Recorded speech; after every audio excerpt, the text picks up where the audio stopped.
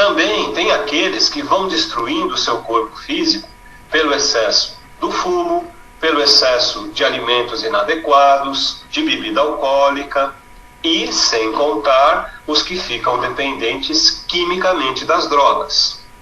Então, com tudo isso, evidentemente, os problemas vão surgindo. Problemas que aparecem quase sempre sob forma de doenças, de enfermidades, muitas delas, inclusive, de uma recuperação muito difícil. E problemas que surgem também no campo emocional, no campo psicológico. A depressão é o maior exemplo disso. Por isso, toda moderação, todo cuidado é importante para que o nosso corpo possa viver em harmonia. Lá no capítulo 17 de O Evangelho segundo o Espiritismo, que tem o título Sede Perfeitos, o Espírito Jorge, que foi o colaborador de Kardec, ele nos fala um pouquinho sobre cuidar do corpo e cuidar também do espírito. Ele nos orienta que nós não devemos nem mortificar o corpo com sacrifícios que não têm nada a ver com perfeição. Isso nos faz lembrar algumas doutrinas que pregam o jejum, as caminhadas intermináveis, que pregam que deve se açoitar o próprio corpo. E é claro que eu não estou falando aqui com a intenção de criticar, nenhuma doutrina, não é isso. Mas a orientação do Jorge é que nós não devemos nem ir para esse lado, mas também não podemos viver totalmente em função do corpo físico. O Jorge destaca a necessidade do equilíbrio entre esses dois extremos. Nós, seres humanos, nós temos ainda uma natureza muito primitiva e muito apaixonada pelos prazeres que a vida nos oferece no campo do sensorial, no campo dos sentidos. É o sexo, é o paladar, é o olfato e outras coisas. Muitas vezes, essa natureza primitiva nos leva a acreditar que essas satisfações são as únicas, são as mais importantes na vida humana. Mas isso é um grande equívoco.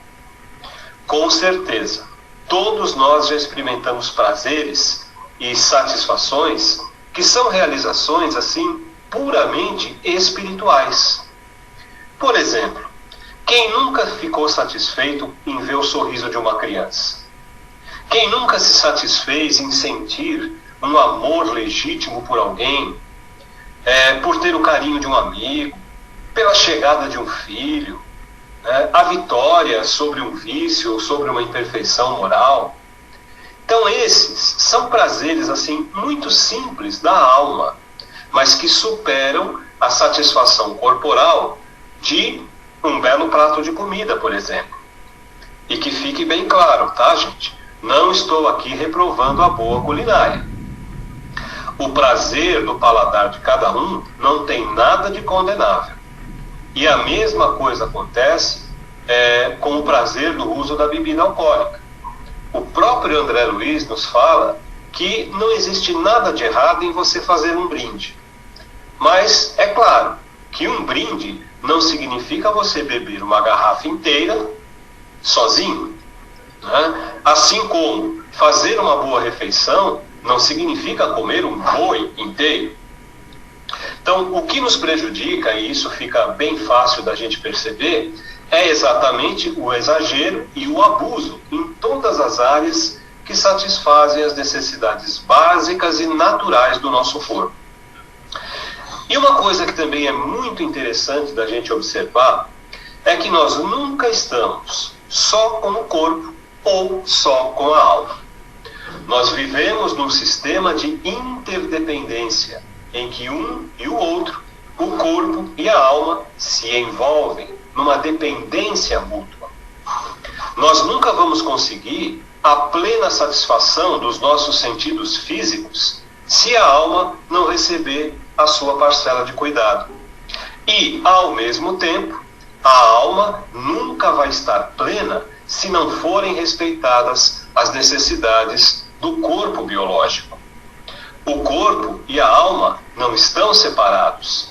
né? Porque senão nós não estaríamos encarnados aqui. E por isso o Espírito Jorge afirma que as relações entre o corpo e a alma existem e é indispensável cuidar de ambos. Sendo assim, gente, todo abuso, todo exagero é prejudicial. Os abusos de todos os tipos, eles trazem consequências orgânicas muito graves dessa máquina física. São exageros que levam, por exemplo, as pessoas a modelar o corpo de uma forma artificial, com drogas, com elementos químicos, com cirurgias, né? Coisas que a gente vê nos noticiários aí, que estão dando cada vez mais errado. Tudo isso na busca da beleza, na busca de uma aparência melhor. E a gente não pode esquecer também dos nossos sentimentos. A ciência, ela já descobriu e já aceitou que existe uma relação muito estreita entre o nosso estado emocional e o surgimento de diversas doenças físicas. Então, o ódio, o rancor, o ressentimento, a inveja, egoísmo, ganância e tantos outros sentimentos inferiores, eles provocam doenças físicas, emocionais, psicológicas, que afetam diretamente o nosso corpo. Também tem um ditado popular que diz que a carne é fraca e por isso nós a ela sucumbimos. Mas nós podemos fazer uma correção nisso, né? Na verdade, o corpo é o espelho do espírito e cada célula da nossa máquina física obedece às imposições da nossa mente. Então, não é a carne que é fraca, mas nós que somos irresponsáveis quando não administramos essa carne com amor e com respeito. O corpo físico, ele é uma concessão da sabedoria de Deus, que nos empresta esta máquina como uma oficina abençoada para a nossa educação como espíritos. E o Espiritismo, ele pode nos ajudar muito em tudo isso. O Espiritismo, ele nos oferece diretrizes bem seguras para o nosso equilíbrio, trazendo a proposta de construção de um ser humano novo, um ser humano mais consciente, mais integrado com as leis divinas.